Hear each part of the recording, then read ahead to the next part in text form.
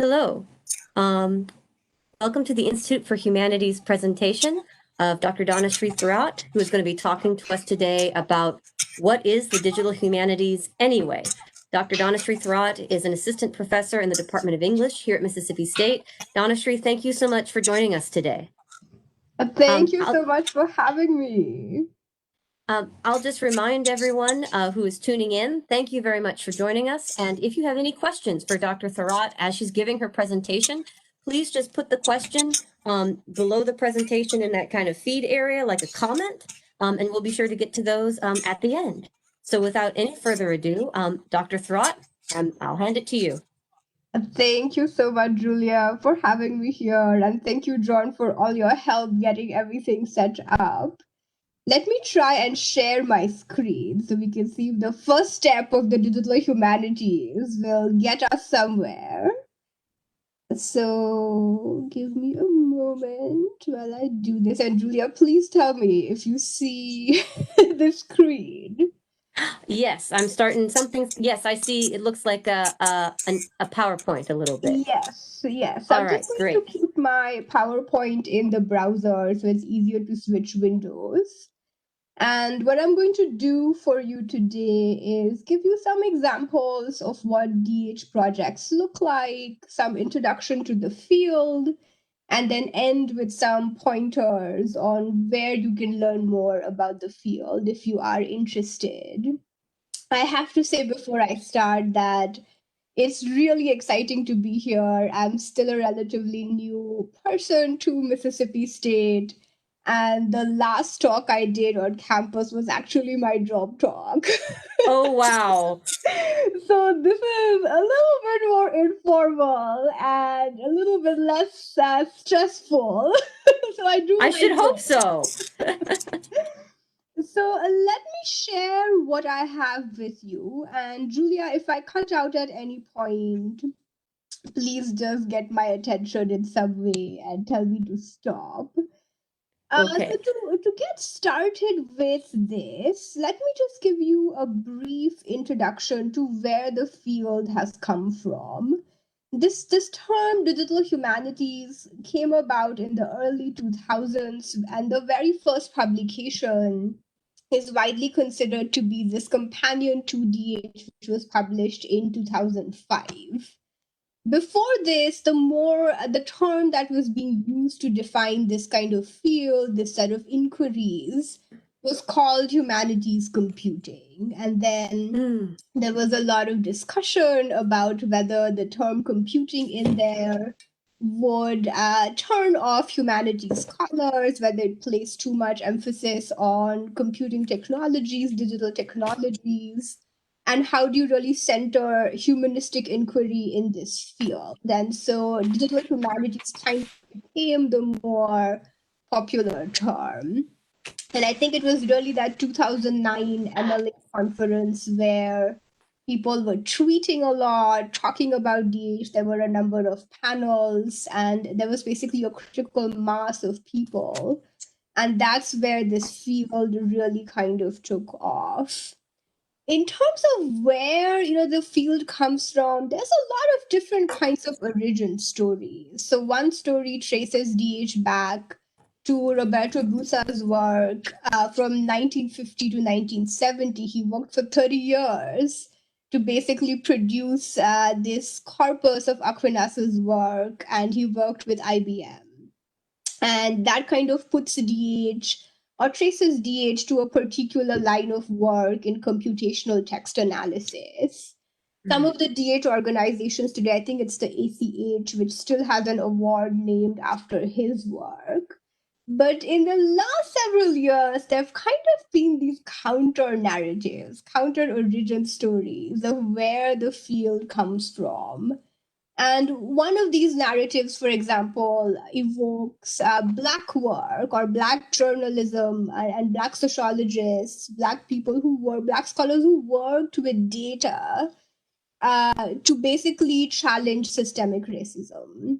So folks like Ida B. Wells and her Red Record, she was a journalist and she produced this tabulated account of lynchings in the United States. It was a very early account at a data project, what we would today consider perhaps a data project. And so scholars like Ruha Benjamin and Kim Gallen consider her to be a data scientist in a way that we don't commonly think about data scientists today. I think when we think of data, we think big data, right? Millions of tweets. But there are other ways of imagining data as well. And then Du Bois had a very interesting series of visualizations. Obviously, he was a very early founding person in sociology, and these visualizations were again supposed to illuminate something about systemic racism in America. And these are kind of different stories which have come up, different narratives and histories which people have articulated to show that you don't have to trace DH to one kind of movement. There are different origins possible, and they do different kinds of work for people. So, for example, in India, obviously there might be a different story altogether. And for different global south locations, there might be different origin stories. And there has been a lot of interest in kind of globalizing digital humanities in the last several years. So this is the origin of the field, and I have to say, to get to a definition is to ask a very contested question. I think there have been entire books about, how do we define the field? There is actually a very interesting DH project where different definitions are loaded every time you refresh the page. It's called What is DH? And every time you click refresh, it will give you a new definition because there's so many out there. So this is the definition that I would like to give you all. This is from Kathleen Fitzpatrick. And she says that DH is a nexus of fields. So again, that interdisciplinary nature is emphasized at the very beginning, in which scholars use computing technologies to investigate the kinds of questions that are traditional to the humanities. And what you will notice here is that humanistic inquiry is very much centered in DH. DH is not placed in opposition to the humanities. It is not trying to take over the humanities. The humanities are very much central. And I say this because there are concerns about DH. Sometimes I think because DH has certain lines of funding attached to it, there are these fears that everything is going to become DH in the future. And I don't think that will be the case. The humanities is a very broad array of inquiries, and DH certainly centers humanistic inquiry. But when Kathleen Fitzpatrick says use computing technologies, what she means is to use digital methods. And DH offers some very interesting methods to do the work that we have already been doing. For example, I've listed one example here, which is using computational text analysis, for example, to study 1,000,000 tweets. And obviously, the advantage here is that it's hard to read 1,000,000 tweets, or it's hard to read 1,000,000 books. So, how can we use digital technologies, digital methods to help us do our work? And that is the first kind of intervention that DH makes. It gives us different methods, and I'll show you some of these methods later. And then the other aspect of DH, according to Fitzpatrick, is that you can ask traditional kinds of humanistic questions about computing technology. So essentially giving us new areas of study, new sites of research where we can pursue the work we want to do. And one example of this, for example, is how is gender reproduced in Facebook's computational systems, its infrastructure. There is actually very interesting research on this about how gender was coded in zeros and ones, with male and female, and 0 and 1 were the values that were assigned to them. So kind of going back to these ideas of binary gender encoded within the system. And of course, there's other kinds of questions possible, but essentially giving us these new kinds of digital spaces, digital culture that we can study through our lens. And this is a fairly solid definition. As I said, if you Google this, you will find a lot of other kinds of definitions here, and I do encourage folks to look at them as well if you want to kind of dive into these further. So broadly speaking, right, this is what DH does for us. It, as humanities scholars, it gives us new methodologies, new digital praxis to do our work. And I do include pedagogy as one of these practices. It gives us new sites of research, and it also gives us new forms of sharing our scholarship. And the examples that I pull from are going to emphasize that particularly, because I think this is one of the really exciting parts about doing DH, that there are new ways of sharing our scholarship beyond journal articles, the monograph, and these kinds of traditional print publications. And then there has been this kind of emphasis on activist scholarship, on scholarship in action, scholarship which intervenes in political public life in some way. And I am very excited about that kind of possibility as well. So I'll share some examples. So, what I thought I might do at this point, since I've been talking kind of broadly, I thought I might give you a more specific example. And I'm going to take for my example the lens of space and place as an approach, as an area, as something that spatiality is something that has been of interest to many disciplines within the humanities, right? Whether we are in English or history or philosophy, geography, we all kind of share some interest in spatiality, in how space is constructed, in how spaces are gendered and racialized. So I'm going to take this one optic, so to say, and I'm going to give you examples that illustrate these points. And I will say at the outset that space and place is just one optic, right? So you can do different kinds of work with DH, but I'm going to use that to kind of go a little bit deeper and point out what DH work does. So let me take my first example, and this is with digital methods. So as I mentioned, one of the really exciting things that DH does for humanities scholars is that it gives us these new methodologies for pursuing the kinds of research questions we've always been interested in pursuing. And this is certainly the case with mapping. Mapping is a form of data visualization. There's other possibilities for it. I'm going to focus on mapping for these examples. And the first example I have for you is this project called Native Land CA. And as you can see, as soon as you land on this page, it does something which is really not possible with a traditional print publication.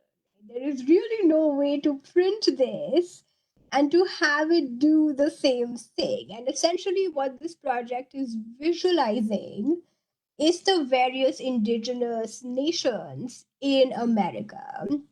And of course, I'm defining America very broadly, as you can see. It's the Americas, really. And there's not a lot in the South, but it has a very detailed map of the various nations in North America. And it's the digital tool here is doing something unique, right? You have these overlapping areas that you can see when you zoom in on them. You can actually search for your particular area. So if I put in Starkville, Mississippi, you can zoom in on Starkville and it will tell you what tribal land, what indigenous land we are living on at the moment. So these are kind of different possibilities with a digital tool that you could not have in a print publication. And this other project is doing something similar with mapping. This is Slave Revolt in Jamaica.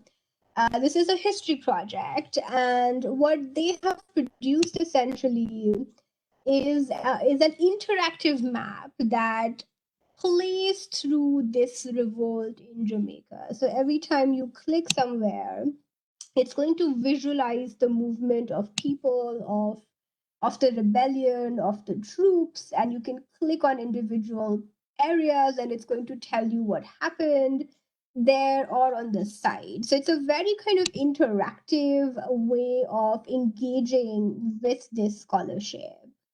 And again, you'll see that it's doing something which is not really possible with a print-based publication, right? This kind of movement that it allows you to visualize is very unique.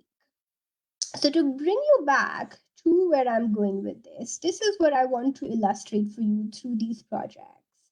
The first thing is that these digital projects are a form of scholarship, right? This is not just visualizing something for fun, although that is possible, or it's not just remediating old information, but this is very much about creating new knowledge, right? And for example, what the Slave Revolt project says in their About page is that mapping the Great Jamaican Insurrection allows us to see how the island's topography shaped the course of the revolt. So this is taking up the space of the map, taking up this digital method to actually illuminate something new about this slave revolt in Jamaica. So it's not just about, regurgitating old scholarship, but very much about generating new insights. And MLA and the AHA, there are different organizations that have actually started crafting guides for evaluating digital scholarship, particularly for tenure. So there have been these conversations about how to count this as scholarship. The second thing, of course, is that these projects use digital technology in a very interesting and innovative way. They're doing something that cannot be done in print. And this is very central to DH, right? That you're using digital technology in a critical way to advance your work. So, for example, if I just typed my essay in Word, that's not exactly DH, right? Because I'm not doing anything innovative. I'm just typing in Word. So you have to do something innovative with that technology, whatever digital method you have. The other thing I want to emphasize here is that this is a very collaborative and interdisciplinary endeavor. Now, those of you who are, I imagine most of you who are attending our humanities scholars, you're probably looking at this and saying, how did they build this? How can I build it, right? I do not have coding skills. I do not have the technical skills to do this. And the answer to that is it's okay, right? You do not have to be a programmer or a coder to do DH. What you need instead is a team. Most of these projects, if you go to their about pages and you look at the teams that have built them, these are fairly big teams, probably pulling on folks in the humanities, in IT, in the archives, in the libraries. You might have a project manager. And that's really one of the different things about DH as a field, that it encourages collaborative work. Humanities research is so often about us, sitting down at a table in a room by ourselves and we do our own work. And DH kind of pushes back against that model. And it has to be interdisciplinary, right? Because one person just cannot do all of this work to produce a major project like this. And then, of course, the really exciting part about this is that it is open access scholarship, which means it is accessible to broader audiences. And this is really critical, as you might imagine, with this project on Jamaica. This would actually be accessible to people in Jamaica, right? So it's not just keeping knowledge within the boundaries of the global north or within the university or within databases which are not accessible to anybody, but it's really opening up the knowledge and the resource to broader audiences. And that has been a really important push indeed for open access publishing. But there is more, right? There's more here. The other thing that I said DH does for us is it opens up new sites of research. And these new sites could, really be anything, right? You have social media, digital culture, digital spaces, Instagram. People are studying Instagram, TikToks, right? And TikToks has a very kind of new genre of study or a new genre of expression. There is e-literature. So all of these new kind, oh, my cat has just joined us. Ignore the cat. She wants to do the presentation with me. But these new sites, and one of the examples that I had for you is from a digital game. This might be familiar. This is the Oregon Trail. I You may have played that as a kid. I was looking at the screen. I'm like, I haven't seen that since I was in 4th grade. It's Wonderful. actually, you can play it online on the Internet Archive. So the Internet Archive, this link that I've included here, they have basically uploaded a lot of these 80s and 90s games that some of us may have played, and you can actually play it on your browser now. So Julia, check it out and play it. But again, you can see there's questions about space and land, right, that we can take up in the context of this game. We can look at settler colonialism in the context of this game, how participants or how game players become complicit in a colonial project, how this game renders the Midwest as open land for the taking, how this constructs American land. And all of these are kind of questions related to space and land and ecology that we can take up in the context of this one game. And of course, I do want to emphasize this critical point that DH is not something which came out of nowhere, right? So DH scholarship does draw on earlier scholarship in science and technology studies, in media studies. There are a lot of connections between DH, the theories and ideas which have emerged in DH, and some of these other fields which work alongside DH. Many of the early DH scholars worked in media studies, for example. So I don't want to emphasize this, as a field that has broken away from existing or extant scholarship. And then, of course, when you do research on this kind of project, if you're studying a digital game or Instagram, your scholarship can take different forms. So you can either produce a digital project like the ones that I showed you earlier, or you can still have a traditional scholarly publication. And I do want to emphasize that for those of you who are listening to my talk, that DH does not mean that you only produce digital projects. That traditional publications are very much part of DH inquiry. And personally, for my own research, that is what I do. I actually study digital infrastructure, and I am producing journal articles and a monograph. So it doesn't mean that you have to kind of leave those behind. Of course, there are questions about tenure. There are questions about for graduate students in terms of the job market, in terms of what kind of scholarship do you produce, which will be taken as serious scholarship. And as we know, the traditional publications sometimes do count more than digital publications, than open access publications. So I do encourage, if we have graduate students with us, to kind of think very carefully about these concerns as you move forward. But again, what DH gives us here is these different sites of study. Right? You can look to other forms, you can see what's going on in cyberspace, in digital space, in digital culture.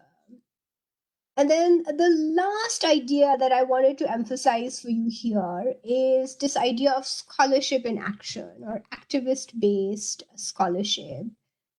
And this has been a very kind of interesting new development. It comes out of the Transform DH movement in DH. And Transform DH happened, I think, in the late 2000s, when the field was really looking inwards to consider its own biases, its own limitations. And what people were noticing is that the big DH conference kind of had issues with gender, with race. I think there was research that showed if you submitted under a gender studies tag for the conference, your paper was less likely to be accepted.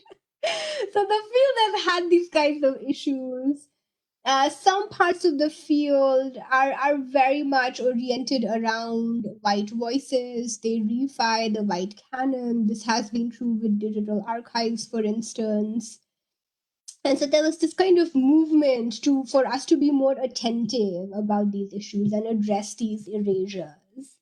And what has come out of that, much in more contemporary times, I think, is this kind of project, which is very much politically situated and takes up this charge, this call to action to intervene in crisis. And I do want to show you this torn apart project because it's such an exciting project. You can search for this. It's torn apart or separados. And this was basically created in one summer. It was a rapid action project responding to ICE detentions, which happened, I think, in 2019. When did ICE detentions happen? There has been so much happening politically in this country. It's hard to keep track of what went wrong when, but I think it was 2018. Was it 2 years ago or 3 years ago? But essentially, what this project does is it visualizes this geography of ICE detentions. There are different kinds of visualizations. This one is looking at how much ICE money is received by different congressional districts. And it will give you some really impressive numbers, right? Which basically shows you that there is money to be made out of hosting these ICE detention centers. And there's different visualizations that they've produced as part of this. Some of these are a little bit harder to figure out. And DH does have, some of the scholarship is more accessible, and some of it you have to kind of look at and be like, okay, what am I looking at here? You have to spend a little time with it. But this was this very exciting project. It launched very quickly, and they put out 2 volumes of it. And it was essentially intended to raise public awareness about something which was in the news at the moment. And the question here is, the humanities has so much to offer, but the humanities is always in crisis, right? We're always having to justify our funding situation. And this is a project that kind of shows you that actually the humanities is very needed. We are a part of contemporary current political conversations, and we do have a role to play in the university and in public life. So this was one of the examples. But the other example that I will point out here was the COVID Black Initiative, which launched this past summer as a response to what we were seeing in the national inequities with who COVID was affecting, right? The community differences, that it was affecting Black communities more than other communities. So there have been these rapid action projects which come out a lot faster than a traditional journal article would, for example. And the emphasis there is on public awareness, sparking conversations, and raising awareness about an issue. And I will say that all of this is possible in the context of digital pedagogy. So I've talked mainly about research, but you can also think about how students can be involved with this, because one of the nice things about DH is that it tries to de-emphasize traditional academic hierarchies. It tries to encourage people from different parts of their career, at different levels of their career, to work together. And so there is a lot of student involvement with digital projects. Of course, you kind of have to talk about ethics when it comes to student involvement, but there is a lot of interest in students being a part of these major projects. This project on the left is actually Plaques of Presidency. One of my colleagues in India just launched this 2 months ago, and this is a story map that his class produced in, I think, one semester, where they are looking at the different memorials on their campus and they wrote stories about them and they are mapped on the page. I'll leave this for you to look at later. And then this actually is an example from one of my classes, Bulldog Campus. As you can see, familiar names now. And my students essentially built this project to tell stories about our campus buildings. So they did research about the buildings, they went to the archives, they looked at journal articles, news articles, and they went and talked to people in the buildings, and then they wrote stories about their chosen building. And they had some interesting things to share. They were all freshmen, they were new to campus. So it was a way for them to engage with our local community, so to say. And they found really interesting things. Apparently, we have haunted buildings. So if you're interested, you can go check that out and see what they found. There was a building that's associated with like chicken sacrifices. I don't know. I learned new things from my students as well. But again, emphasis on place, right? But different things we can do with digital platforms. And it is possible to do this with students as well. I do want to kind of emphasize that. So as I said, the possibilities with this are quite vast, right? I've emphasized only one method for you, which is digital mapping, but these are some of the other possibilities for digital methods. You can take up text analysis, network analysis, and then of course you have different sites of study, different approaches, and also you have different topics which are raised up in DH scholarship. So there have been conversations about ethics, about multilingualism in digital spaces. These are all kinds of current conversations in the field. So there's a lot to do here. Space is not just one, it's just one of them, right? Mapping is just one of these options. So what I want to do as I wrap up is to just point out some resources very quickly, and then I will take questions. So let me finish this. So those of you who are interested, I would recommend actually starting with the DH conference. This is the 2018 conference. They just had the 2020 conference online because of COVID, but this is a good place to go and see kind of the current trends in the field. What are people talking about right now? And then ADHO and ACH and GoDH, all of these organizations are very active online. They have listservs. You can get involved with different initiatives there. For those of you who want to read some current scholarship, I would recommend DHQ, which is Digital Humanities Quarterly. This is really the most active DH journal at the moment. And then Debates in Digital Humanities is one of the two book series that publishes in DH. The other book series is out of Illinois. I've highlighted Debates in DH because this is open access. You can actually read every book in this series online. And they have really important, kind of groundbreaking essays that have defined DH scholarship. And if you just want to keep up with opportunities in DH, Digital Humanities Now is a kind of aggregator. They just collect different jobs, grants, and they have a Twitter account. And I do recommend joining Twitter for anybody who is interested in DH. Twitter is the way to learn about DH. I firmly believe that. If you want to attend a training session, I've talked about mapping, but some of you might be like, how do I get into mapping? I don't know how to do digital mapping. And if you want to attend one of these training sessions, you have a week-long, basically, workshop to learn about this. And if you want to do some research on your own, you can go to Tapor. They list tools. You can look through the different tools, find what you want, and kind of play around with it on your own. Now, one thing I do want to emphasize, which is actually a very current opportunity, is this Haystack Scholars Program. They have applications due at the end of this month. And this is open to graduates and undergraduate students. So if any of you are students here, or if you are faculty working with students, please encourage them to apply. It's a very exciting program that lets you kind of be in community with other DH scholars. And Haystack does a lot. It's basically like a social network. It's like a Facebook for DH scholars. And if anybody has questions about that, I'm happy to take questions. And I will end with this. I do want to give a shout out to one of our really exciting DH projects at Mississippi State.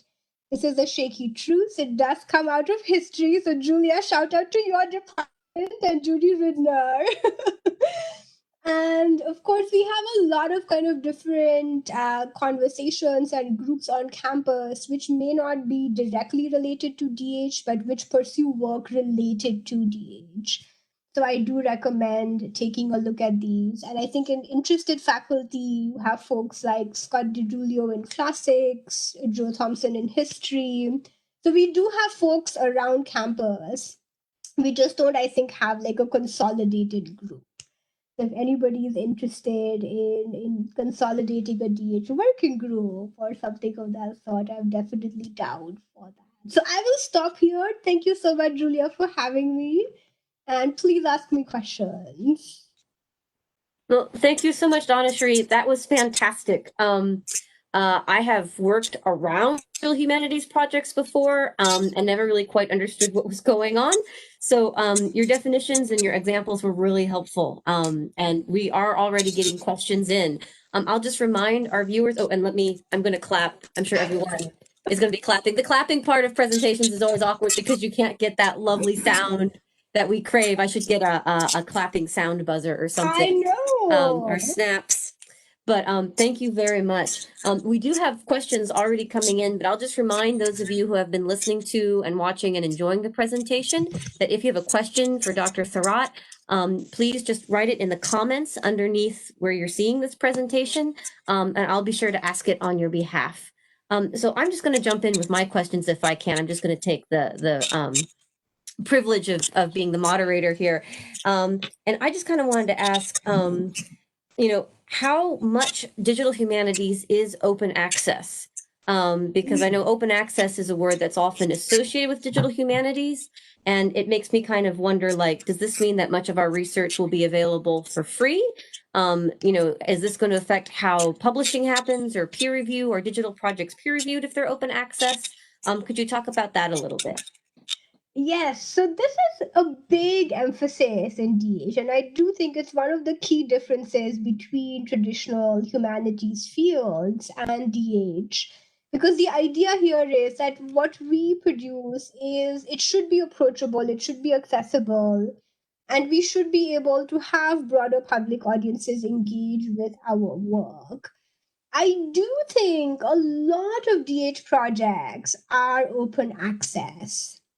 There are some exceptions to that, and there are projects which are actually tied to databases that are subscription based. But there has always been this kind of pushback against that model, particularly because I think one of the things people found was that the subscription based projects often involved Black digital humanities, and it kind of placed a barrier to accessing this very important area in DH. And what happens if scholarship about race and Blackness in America or in more transnational contexts is again placed behind these barriers which hinder people from accessing them. So there has been a pushback against that model. And DHQ, which is the big DH journal, is open access. The publishing series is also open access. And I think Illinois has been trying to make some of their DH books open access as well. So I do think that has been the focus of some of these new initiatives. There's also been models for open peer review. So ADA, which is a journal in new media and gender studies, was actually doing an open peer review for their issues, where the community could give feedback on articles before they moved forward. So there has kind of been this push to also develop an infrastructure around open access publishing. So that includes, the peer review, the platform itself. So you have to have, a very accessible, readable platform if you're going to have open access publishing. And there has been, this is where, the libraries have been very critical. I think the libraries have really pushed this conversation. Archivists have really pushed this conversation on open access as well. Mm-hmm. Yeah. Well, we've got a couple of questions coming in, so I'll jump in so that we have time for all of them. The first question that I see is from Avery Ferguson, who asks, "What digital humanities methods and/or tools do you find yourself using the most in your research regarding literary studies?" Okay. So I have to say, I'm actually a literature person who does not write very much about literature. At the moment, I will make that concession. My current book project is actually on infrastructure. I'm literally looking at like cables and pipes in the Atlantic. That is my research at Wow. the moment. But I will say I teach literature and I love teaching literature, and I do DH projects in my literature classes. Mapping has honestly been a very exciting method for teaching novels in particular. So, two Hmm. semesters ago, I taught Edwidge Danticat, and my students had actually pulled out all the place names from her novel. And we made a Google map to map all of those place names to take a look at basically mobility and migration so that we could kind of Hmm. ask these questions about how Haitian migrants are able to move, where they live, where they settle, where Haitian communities in the United States are formed. So mapping has been interesting. Archiving is the other one. Hmm. So when I was a postdoc at KU, my class read a book by Mohsin Hamid, and they actually created a digital exhibit to talk about different keywords related to his novel. We read Exit West. And so some of them talked about surrealism and post colonialism. And they basically made a website where they wrote mini essays, so to say, about these different terms, which would let somebody engage with that novel in a more nuanced way. The other one that I will recommend is Wikipedia entries. Really? I highly recommend this as an assignment for literature majors because Wikipedia is something which is open access. They're always looking for people to edit their entries. That's how they develop entries. And if you are working or if you're teaching a novel or you're teaching an author who is not, who falls outside the canon, right? So to Right. say, they most likely do not have a good Wikipedia entry. So I've had students write abstracts or write themes about the novel or write biographies, write about critical reception. And one time we essentially built a whole page about the novel we were reading.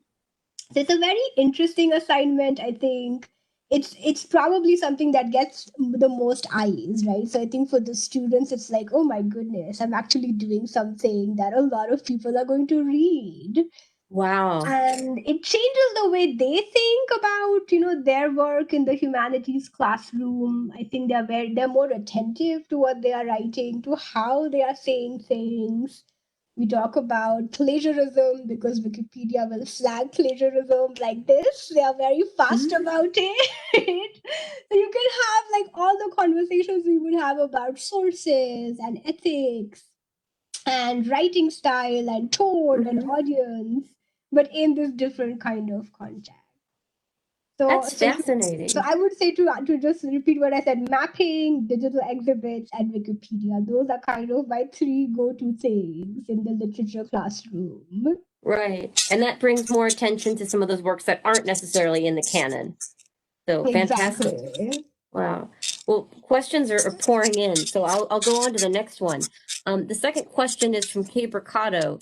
She says, "This digital humanities field seems to bring qualitative research into respectable realms of the quantitative world.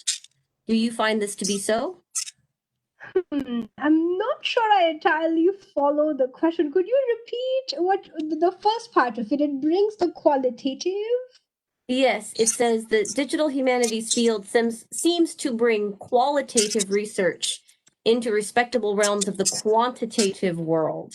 Do you find this to be so? The question seems to imply that in a world, in a more scientific world where things are very much based on what you can measure with very specific metrics, that there might not be a lot of interest in more qualitative questions.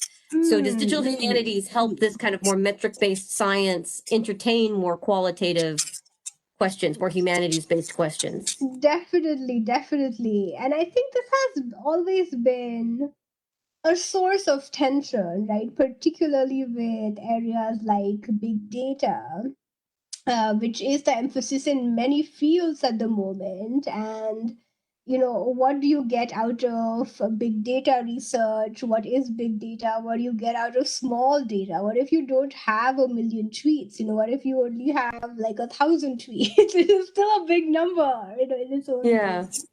So I do think there has been this kind of attention to what is possible with qualitative research. And just because we are pulling on digital methods and we can crunch big numbers, it doesn't mean that we are not attentive to qualitative research.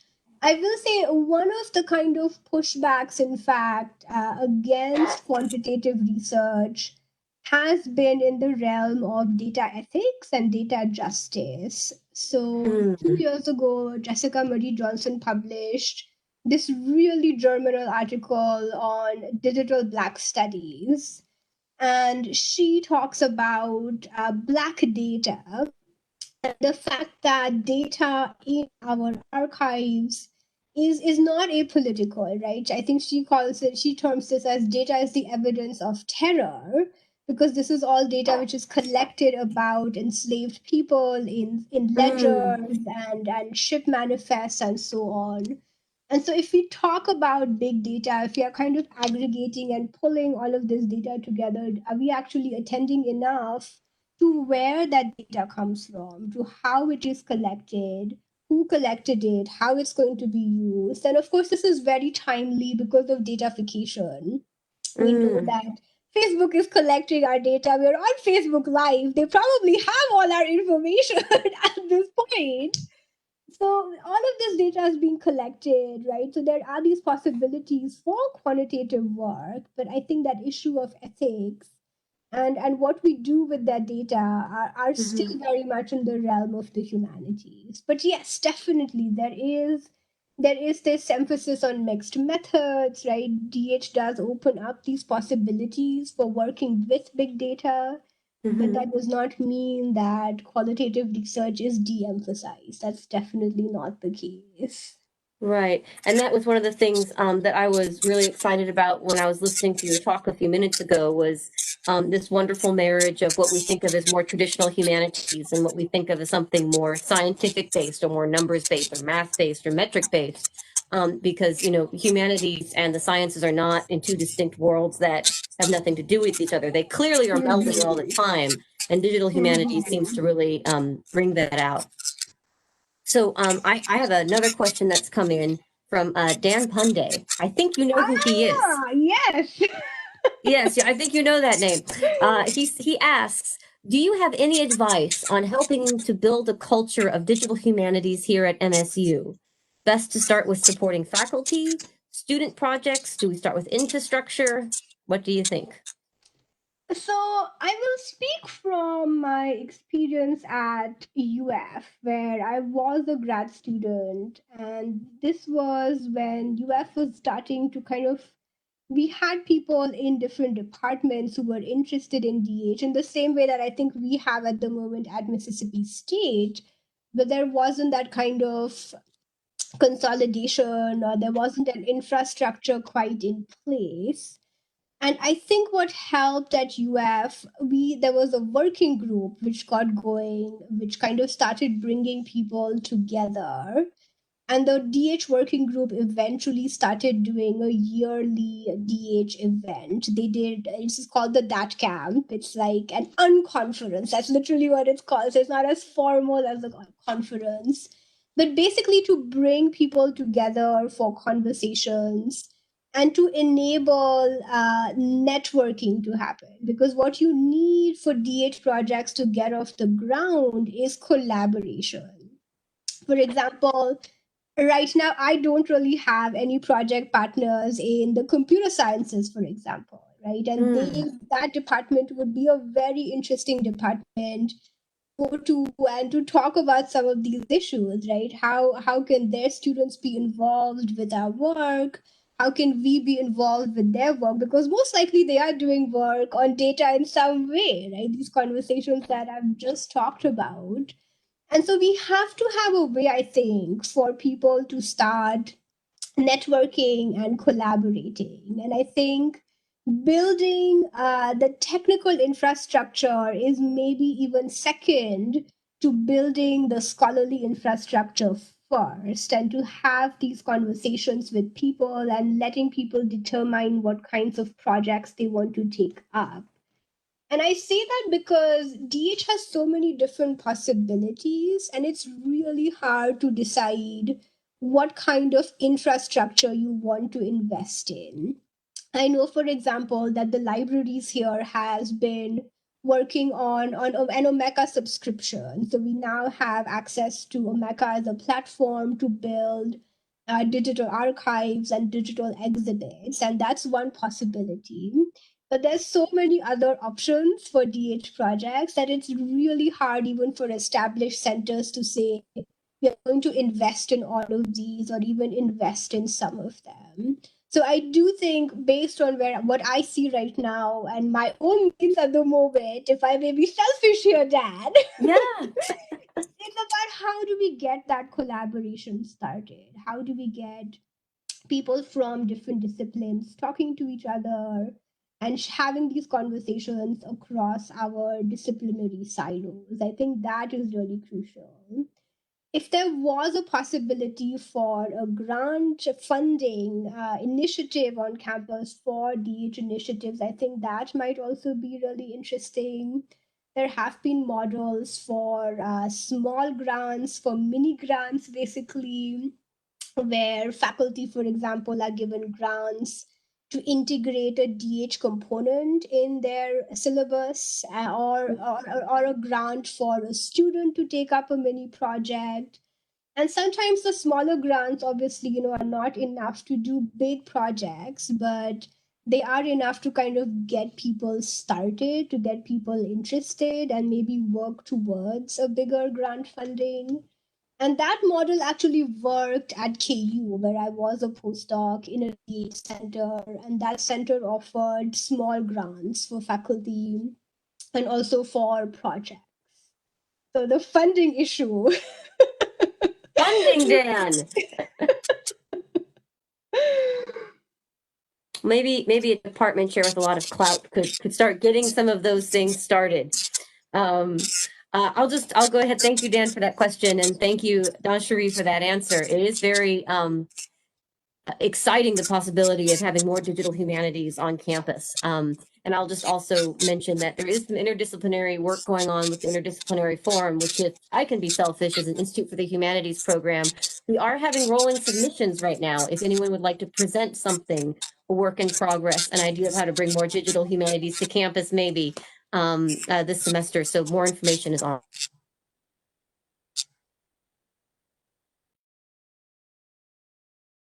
From Sol Perez. And she asks, in traditional archival work, you are able to have surprises, find something that you are not looking for.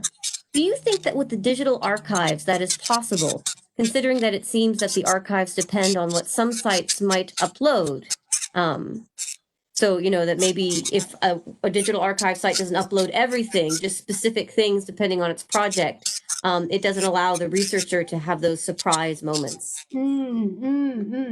So I'll say two things. One, I think the question of erasure is always relevant, whether it is in an archive that you're walking into, or it is a digital archive. And I think you always have to kind of ask yourself about, what's missing in the digital archive, what material could not be digitized. Because if you ask any archivist, a lot of archives nowadays do have digital parts to them. For example, our own library has digitized material. But if you ask any archivist about what material is not digitized, they're going to say, a big chunk of it is not. And so, really, what you're seeing online is probably a very small component of the overall archives which are in holding at that institution. So I think that issue of erasure and absence and what's missing in the digital archive is very much important. And the other issue that has come up with that with DH is, what gets funding to be Right. digitized. So there was this issue, or there were these concerns early on in the field that essentially DH was reproducing white canonical knowledge. For example, there was funding to digitize Mark Twain and Emily Dickinson, and essentially white scholars, white writers who were very much canonical in English studies. But you did not have a similar kind of push to say digitize papers by Morrison or by Black writers or Latinx or Asian American writers. So erasures are very much, a part of this conversation. But I do think that element of discovery and surprise is possible in a digital archive nonetheless.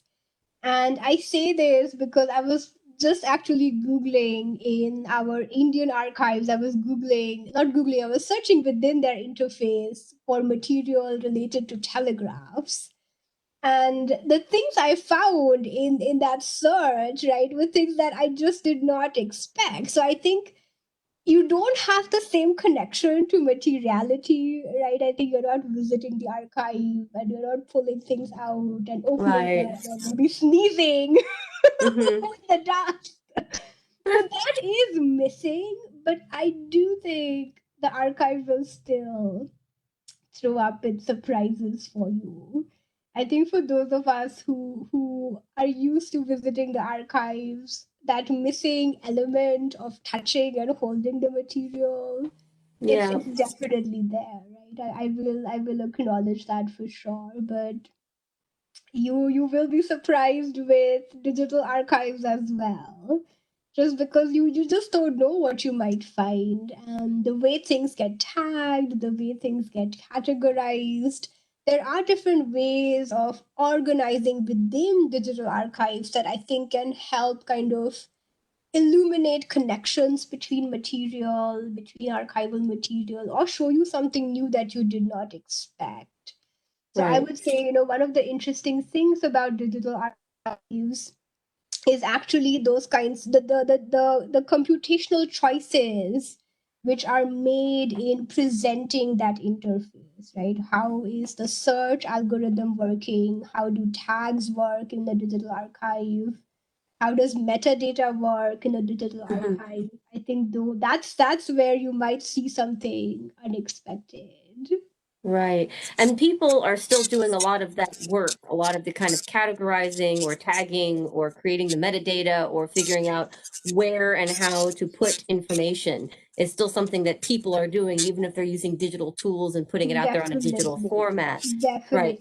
definitely. In fact, I think one of the really interesting projects, the Black Book Interactive Project, has been doing very important work on metadata, because one of the conversations that has been happening in that context is, how is tagging itself reflective of, say, normative ideas, and how do we Right. create tagging metadata structures which are more equitable, which reflect people's lived realities. And so they have been working with this corpus of Black literature, and they have created a metadata schema which is very much attentive to what's going on in this corpus of Black literature. So it's not trying to Mm-hmm. be apolitical or neutral, but even having tags for something like racism or music or different aspects of Black life within that corpus, which will let people engage with that corpus and discover different things in that corpus. So there's been very interesting things happening both with tagging in Black archives, but also in Indigenous archives. That's the other space where I think there have been some very interesting metadata schemas. Interesting. Well, we are at time. We were at 5 o'clock. So, I mean, I know time flies, doesn't it? Dr. Thorat, thank you so much for your time and for explaining digital humanities to us today. We have recorded this presentation and we will be putting it on the Institute for Humanities website. So if anyone wants to take a peek and think, how can we build digital humanities more at Mississippi State? This might be a good place to start. And again, Dr. Thorat, thank you so much for sharing your expertise with us this evening. And we'll look forward to seeing everyone out there on Facebook at our next Institute for the Humanities presentations on what are the humanities. So thank you very much. Thank you.